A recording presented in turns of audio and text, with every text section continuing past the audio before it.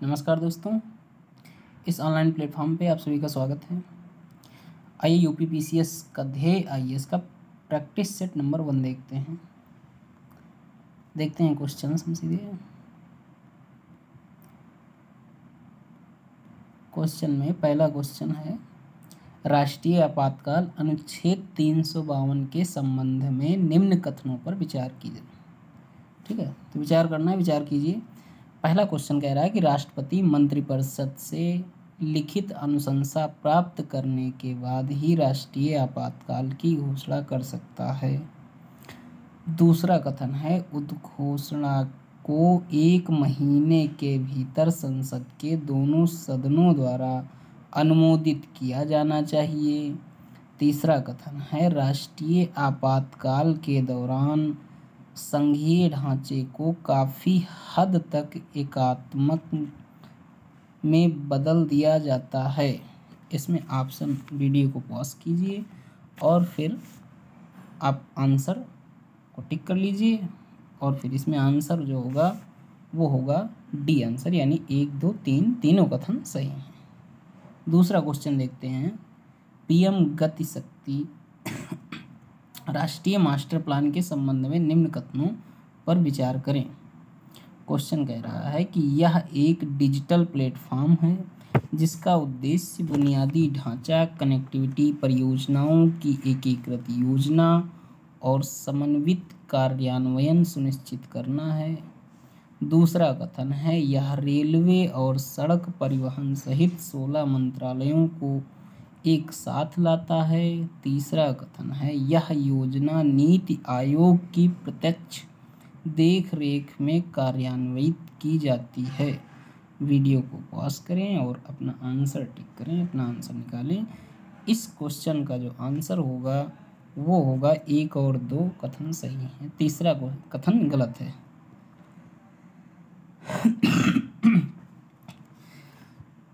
तीसरा क्वेश्चन है कि केंद्र राज्य संबंधों पर अपनी सिफारिशों के आधार पर निम्नलिखित घटनाओं या आयोगों को काल क्रमानुक्रमिक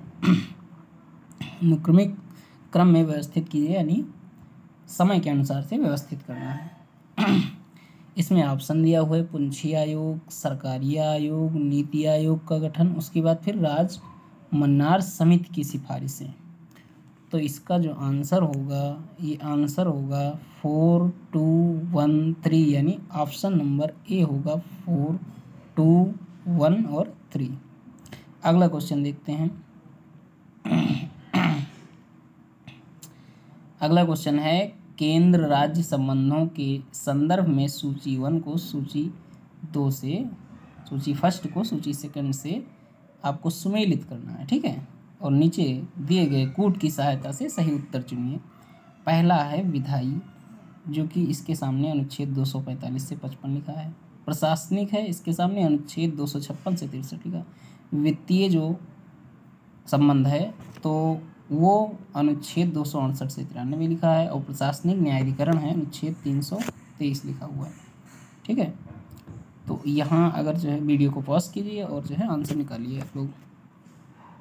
जो इसमें आंसर होगा, ये आंसर पहला ही होगा, यानी 1, 2, 3, 4 तीनों जो है, जो चारों कथन हैं वो सही सुमेलित हैं। ठीक है, 1, 2, 3, 4 हो जाएगा। अगला क्वेश्चन है, निम्नलिखित न्यायिक सिद्धांतों को उस क्रम में व्यवस्थित कीजिए जिसमें वे भारतीय संवैधानिक कानूनों यानी कानून में विकसित हुए हैं। तो इसमें पहला ऑप्शन है मूल संरचना सिद्धांत, दूसरा ऑप्शन है आच्छादन का सिद्धांत, तीसरा ऑप्शन है उपचारात्मक याचिका। तो इसमें जो आंसर होगा ये 2, 1 और 3 होगा। ठीक है, अगला क्वेश्चन देखिए, कह रहा है कि भारत के सर्वोच्च न्यायालय के संबंध में निम्न कथनों पर विचार करें। पहला क्वेश्चन है, सर्वोच्च न्यायालय सिविल, आपराधिक और संवैधानिक मामलों में अपील सुन सकता है। दूसरा कथन है, राष्ट्रपति सर्वोच्च न्यायालय की सलाह के अनुसार कार्य करने के लिए बाध्य होता है। तीसरा कथन है, सर्वोच्च न्यायालय को मौलिक अधिकारों के प्रवर्तन के लिए अनुच्छेद 32 के तहत रिट जारी करने की शक्ति प्राप्त है। इसका जो आंसर होगा वो 1 और 3 होगा। दूसरा जो कथन है वो गलत है। अगला क्वेश्चन देखिए, अगला क्वेश्चन है राज्यपाल की शक्तियों के संदर्भ में निम्न कथन नहीं सूची है, संदर्भ में सूची फर्स्ट को सूची सेकंड से सुमेलित करना है और नीचे दिए गए कूट की सहायता से सही उत्तर का चुनाव करना, सही उत्तर चुनना है। पहला कार्यकारी शक्ति है, उसके सामने राज्य के महाधिवक्ता की नियुक्ति है। विधायी शक्ति में राज्य विधानसभा के पहले सत्र को संबोधित करना है। न्यायिक शक्ति में न्यायाधीशों की नियुक्ति में उच्च न्यायालय से परामर्श करना।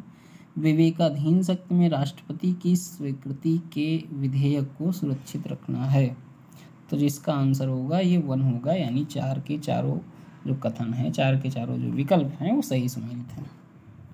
ठीक, 8 नंबर क्वेश्चन है, द्विसदनीय विधायिका वाले राज्य में एक साधारण विधेयक पारित करने के लिए निम्नलिखित विधायी प्रक्रियाओं को सही क्रम में व्यवस्थित करें। पहला है विधानसभा द्वारा पारित विधेयक, दूसरा विधानसभा में पेश किया गया विधेयक, तीसरा राज्यपाल की स्वीकृति, चौथा विधान परिषद को प्रेषित करना। तो जो इसका आंसर होगा वो भी ए ही आंसर होगा, यानी 2, 1, 4, 3। अगला क्वेश्चन है, राज्यपाल की शक्तियों के बारे में निम्नलिखित कथनों पर विचार करें। पहला है राज्यपाल अपने विवेक से किसी भी समय राज्य विधानसभा को भंग कर सकता है। दूसरा कथन है, राज्यपाल राज्य विधानमंडल द्वारा पारित कुछ विधेयकों को राष्ट्रपति के विचार के लिए आरक्षित कर सकता है। तीसरा कथन है, राज्यपाल के पास राज्य विधानमंडल के सत्र में न होने पर अध्यादेश जारी करने की शक्ति है। इसका आंसर बी होगा, केवल दूसरा और तीसरा, पहला ऑप्शन गलत होगा। अगला क्वेश्चन है, सूची 1 को सूची 2 से मिलाना है, ठीक है, सुमेलित करना है। जो आर्टिकल 74 है, अनुच्छेद 74 मंत्रिपरिषद की सामूहिक जिम्मेदारी, अनुच्छेद 75 का 3 संसदीय विशेषाधिकार, अनुच्छेद 85 संसद के सत्र और अनुच्छेद 105 राष्ट्रपति को सहायता और सलाह देने के लिए मंत्रिपरिषद। तो इसमें जो आंसर होगा वो इसमें आंसर हो जाएगा ए, और ए है 4, 1, 3, 2, ठीक है। अगला क्वेश्चन है, राष्ट्रपति चुनाव में सांसदों के मतों का मूल्य निम्न में से किस सूत्र से निर्धारित किया जाता है। वीडियो को पॉज कीजिए और ऑप्शन पढ़ लीजिए और उसके बाद फिर करेक्ट ऑप्शन आप लोग बताइए, ठीक है। तो जो इसमें आंसर होगा वो आंसर सी होगा, यानी सभी राज्य विधानसभाओं के निर्वाचित विधेयकों के मतों का कुल मूल्य और उसको डिवाइड करते हैं, उसको डिवाइड करना पड़ता है निर्वाचित सांसदों, लोकसभा एवं राज्यसभा दोनों के, ठीक है, उनकी कुल संख्या से।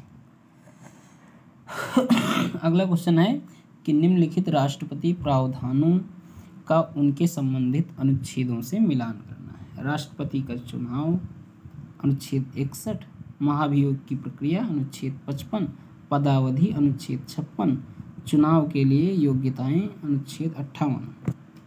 अब ये तो बिल्कुल सरल है, क्योंकि अगर जो है किसी को एक ऑप्शन पता है, यानी महाभियोग की प्रक्रिया पता है, महाभियोग की प्रक्रिया अधिकांश छात्रों को ये याद होता है कि महाभियोग की प्रक्रिया अनुच्छेद 61 है, ठीक है।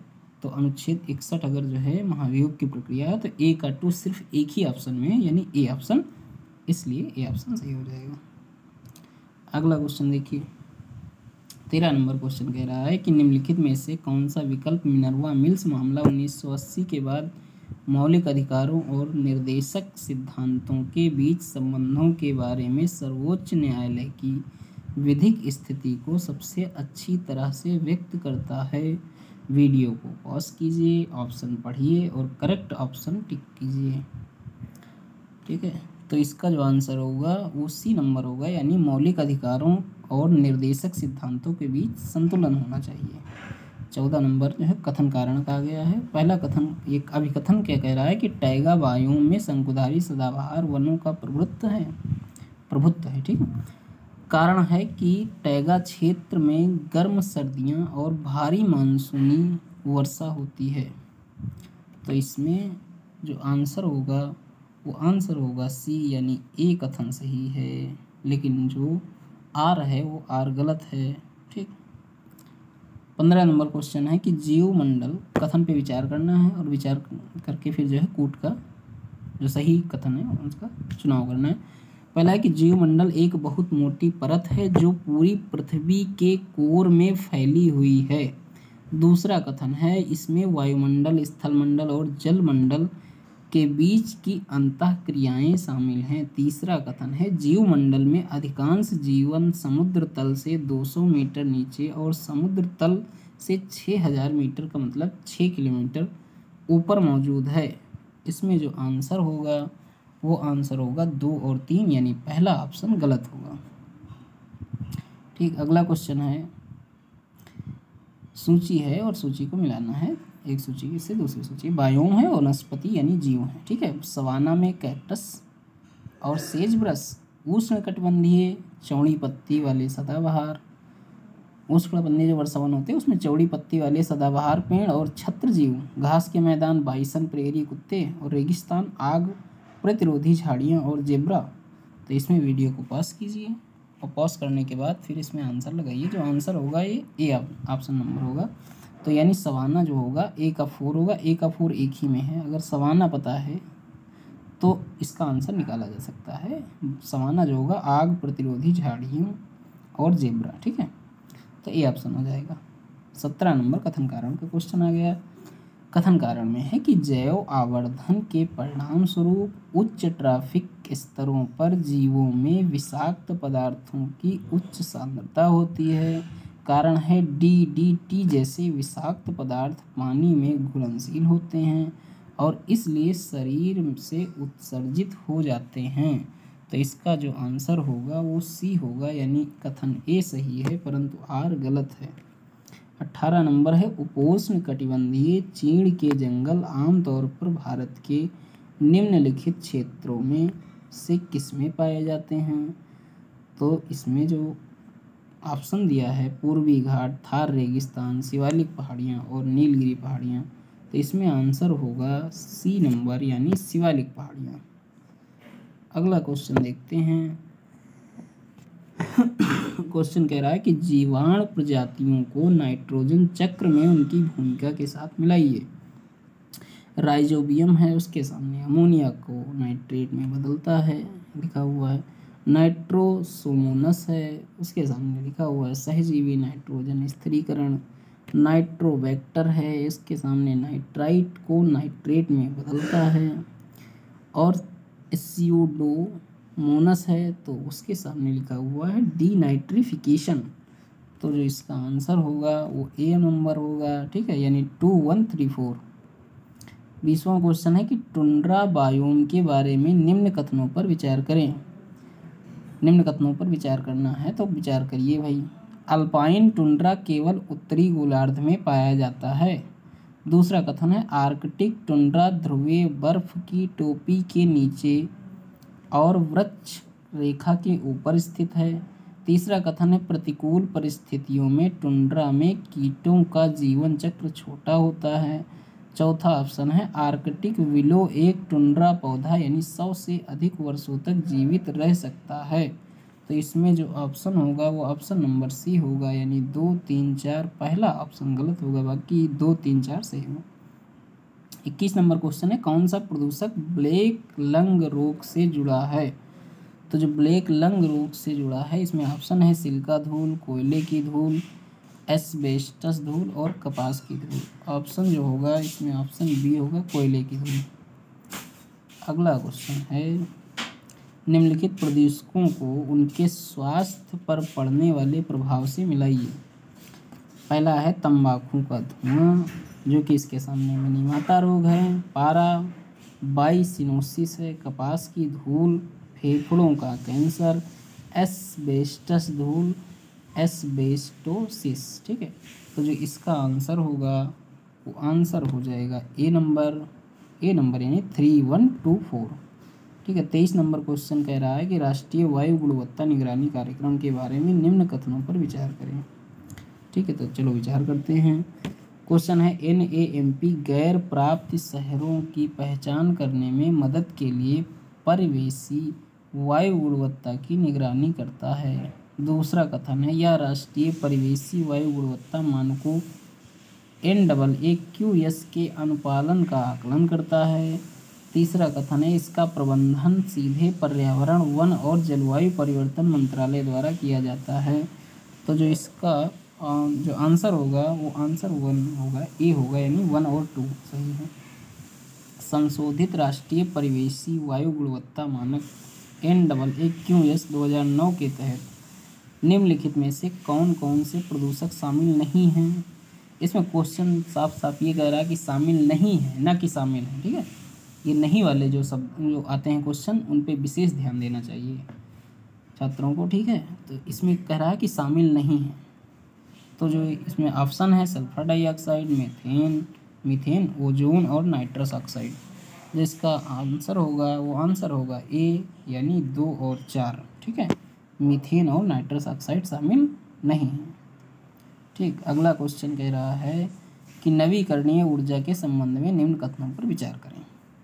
बायोमास ऊर्जा एक स्वच्छ और गैर प्रदूषणकारी नवीकरणीय स्रोत है।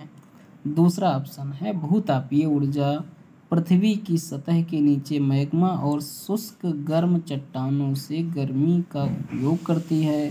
तीसरा जो है ऑप्शन है सह उत्पादन में एक ही ईंधन स्रोत से ऊर्जा के केवल एक रूप का उत्पादन करना शामिल है। इसमें जो आंसर होगा बी ऑप्शन, केवल 2। ठीक, और फिर अब देखते हैं।